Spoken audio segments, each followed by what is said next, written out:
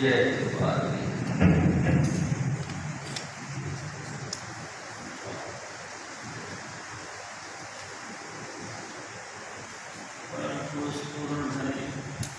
हजूर स्वामी जी महाराज, परम आदरणीय माता जी महाराज और प्यारी सास संगत। प्यारी सास संगत जी, ये वाणी कबीर साहब की है। स्वामी जी महाराज हमारे कहा करते थे, कबीर साहब सब संतों की माँ है।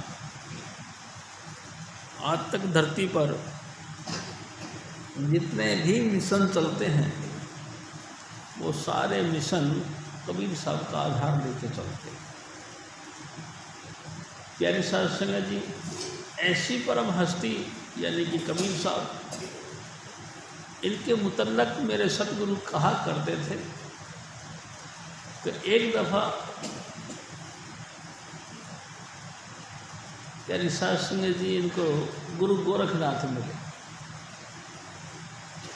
जिनका बड़ा बोलबाला था और कर्मकांड के लिहाज से वो बड़े फेमस थे। तमाम रिद्धि सिद्धियों के मालिक थे। एक दफ़ा गुरु गोरखनाथ इनसे मिल गए और कहने लगे, ए कबीरा, कब से भयो तुम वैरागी, कब से भयो वैरागी, तुम्हारी सूरत कहाँ को लगी। ए कबीरा, है तो तू सांसारिक लिहाज से एक जुलाया, लेकिन तू ऐसी लंबी लंबी जो है ना कि समाधियाँ लगा के बैठता है, ऐसी लंबी लंबी बड़ी गहरी गहरी बातें करता है, आखिर तक तू वैरागी कब से बन गया। कबीर साहब ने उसकी क्वेश्चन का आंसर दिया कि धुंधमयी का मेला नहीं, नहीं गुरु नहीं चेला, सकल पसारा जह दिन नहीं, जह दिन पुरुष अकेला, गोरख हम तब के गैरा।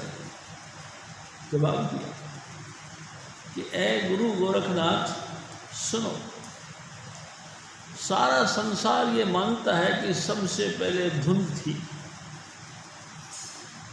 लेकिन मैं आपसे एक निवेदन करता हूँ कि जब धुंध का निर्माण भी नहीं हुआ था, जब धुंध इकट्ठी हुई नहीं थी, ना कोई गुरु था ना कोई चेला था, संपूर्ण सृष्टि के अंदर कुछ भी विकसित नहीं हुआ था, सिर्फ ही सिर्फ वो अकेला पुरुष था, जिसको कई नामों से पुकारते हैं। हजूर स्वामी जी महाराज उनको स्वामी जी के नाम से पुकारते हैं। फिर उन्होंने कहा कि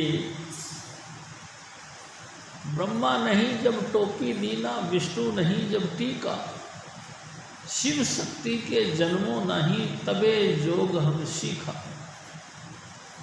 जब ब्रह्मा जी यानी कि सृष्टि के कर्ता, तमाम 84 लाख योनियों के जीवों की उत्पत्ति करने वाले,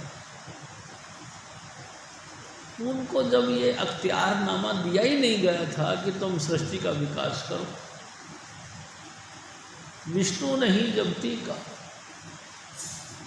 भगवान विष्णु को यह अधिकार दिया ही नहीं था कि तुम सृष्टि का पालन पोषण करो, शिव शक्ति के जन्मों नहीं, जब भगवान शिव और माता पार्वती की उत्पत्ति हुई नहीं थी, तबे योग हम सीखा।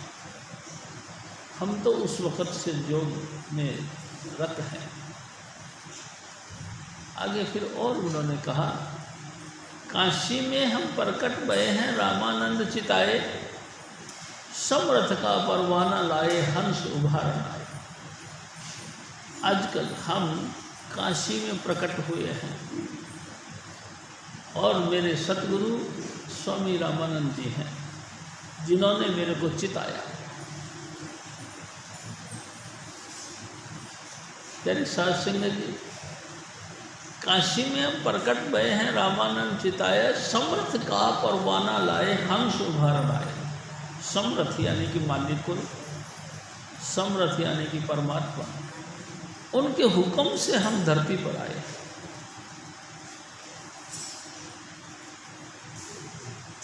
किस लिए आए हो?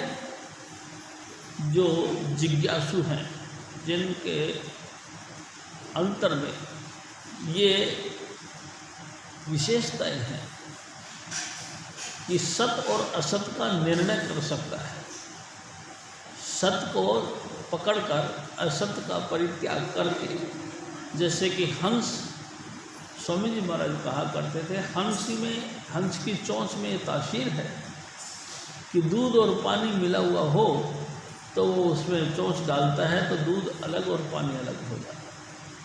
दूध वो मंजूर करता है, पानी को छोड़ देता है। ऐसी जो हंस आत्माएं हैं जिन्होंने सत और असत का निर्णय करना, संसार में सच क्या है और झूठ क्या है, इस बात का फैसला करने की बुद्धि रखता हो और सत को ग्रहण करता हो और असत्य को जो छोड़ देता हो, ऐसे जो हंस आत्माएं हैं उनका उद्धार करने के लिए हम धरती पर आए। प्यारी साध संगत जी, सिर्फ एक शब्द ही ऐसा है जिससे कि टोटली बातों का फैसला हो जाता है, यानी कि ब्रह्मा विष्णु महेश जो पैदा भी नहीं हुए थे, प्यारी साध संगत जी, माता पार्वती यानी कि शक्ति, उनका अवतार भी नहीं हुआ था, यहाँ तक कि धुंध भी नहीं बनी थी, सूर्य का निर्माण भी नहीं हुआ था, वो टोटली सृष्टि के अंदर कुछ भी पैदा नहीं हुआ था, बस वो मालिकुल अपने आप में उन्मुन अवस्था में था। उस वक़्त से हम लगातार भजन कर रहे हैं। कितनी ज़बरदस्त बात कही प्यारी साध संगत जी। देखो ना, बहुत दुनिया के अंदर महापुरुष आए हैं भाई, जैसे स्वामी जी महाराज आगरे वाले, ऐसे ही उनके पहले कबीर साहब। प्यारी साध संगत जी, स्वामी जी महाराज एक और बात कहते थे, कबीर साहब जब धरती पर आए तो अपनी मर्जी से आप आए। एक दिन हजूर महाराज कृपाल सिंह जी अंदर गए और कबीर साहब से बातचीत करने लगे, कहने लगे, हे महापुरुषों, ये तो सच ही कीता है, ये आपने क्या किया? दुनिया से हट के आज तक जितने भी संत महापुरुष धरती पर आए हैं, सब माता का सहारा लेकर माता के गर्भ में आए हैं। आप कैसे कर सकते कि अपनी मर्जी से आ गए? तो कबीर साहब हंस के कहने लगे कि कृपाल सिंह, बात यह है कि दुखियारे आत्माएं यानी कि परेशान रूए मेरे को बहुत गहराई से पुकारने लगी।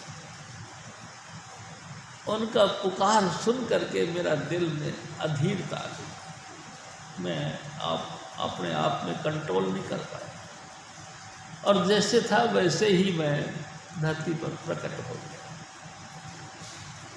प्यारी साध संगत जी, साध रूप अपना तन धार्या, साध प्रभु बिन भेद न भाई।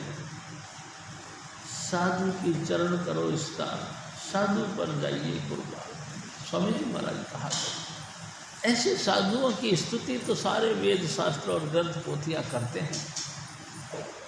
प्यारी साध संगत जी, साध रूप धारण करके धरती की तरफ आए, देखा कहाँ उतरूं?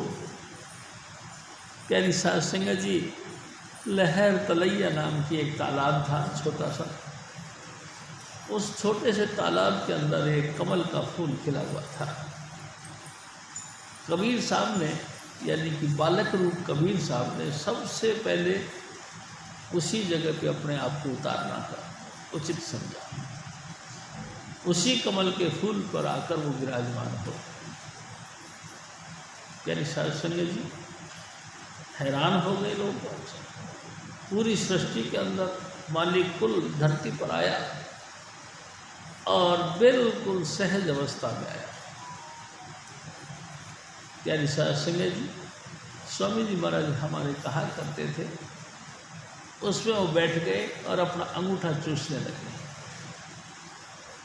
और अपने आप में बिल्कुल उन्मुन यानी कि किसी के साथ में अनअटैचमेंट हालात से रहे,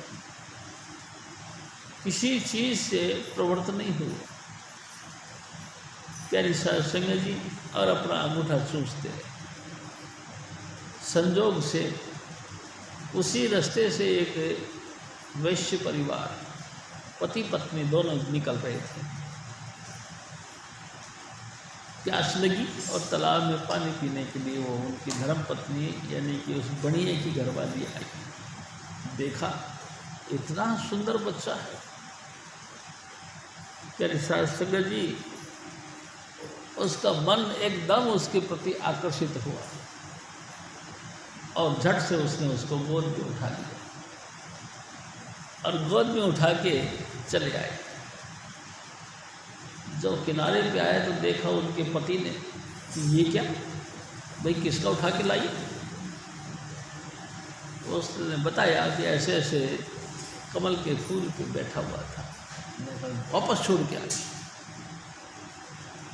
प्यारी साध संगत जी, और पूरी तरह से उसको डांटने लगा। बढ़िया के डांटने से जो उनकी धर्मपत्नी थी वो बेचारी सहम गई और वापस ले जाके उसको वहीं रख दिया। प्यारी साध संगत जी, जिस जगह थे वहीं पे वो फिर पहुंच गए और फिर उसी अवस्था में हो गए। थोड़ी देर बाद में एक जुलाया परिवार नीमा उधर से निकला। उनकी धर्मपत्नी का नाम नीरू था। नीरू और नीमा दोनों उधर से निकले। प्यारी साध संगत जी, वही पोजीशन उनके साथ बनी। उनको भी प्यास लगी और वो पानी पीने के लिए अंदर गई। तालाब के अंदर जाके देखा क्या, एक कमल के फूल के ऊपर एक बहुत सुंदर, प्यारी साध संगत जी, कहना चाहिए मन भावन एक लड़का बैठा था। नीरू ने कुछ नहीं देखा, नीमा ने कुछ नहीं देखा, उस बच्चे को गोद में उठा लिया। प्यारी साध संगत जी, दोनों पति पत्नी उसको उठा के घर पे लेके आए। स्वामी जी हमारे कहा करते थे, जब ये घर पे लेके आ गए तो पलंग पे इनको रख दिया गया और ये चुपचाप उसी उन्मुन अवस्था में कई दिन निकाल लिए। स्वामी जी महाराज कहा करते थे कि 3 दिन तक ना वो हंसा, ना वो बोला, ना उसको भूख लगी, ना प्यास लगी, ना बस उन्मुन अवस्था में रहा। चारों तरफ आवाज़ बढ़ गई कि देखो भाई, एक लड़का हुआ है, ऐसा लड़का हुआ है जो बोलता ही नहीं, उसको भूख नहीं लगती, उसको प्यास नहीं लगती, वो रोता भी नहीं। सब हैरान हो गए, ये कैसा लड़का है। अनेक प्रकार की किंवदंतियां चल पड़ी कि जरूर कोई ना कोई इस पे गड़बड़ है। चारों तरफ से जब अपनी निंदा होती सुनी तो कबीर साहब बोल पड़े, भूख लगी है। एकदम लोग हैरान, अरे 3 दिन का लड़का बोलने लग गया और कहता भूख लगी है। कई प्रकार की सामग्री उनके सामने रखे, कहे नहीं, मैं बछिया का दूध पीऊंगा। और हैरानगी बढ़ गई कि भूख भी लगी है और भूख के लिए ये कहता है कि मैं बछिया का दूध पीऊंगा। बछिया कहीं दूध देती। बड़ी बड़ी बातें फैल गई। एक भले मानस ने कहा, भाई काय को ज़्यादा टेंशन देते, एक बछिया ला के उसके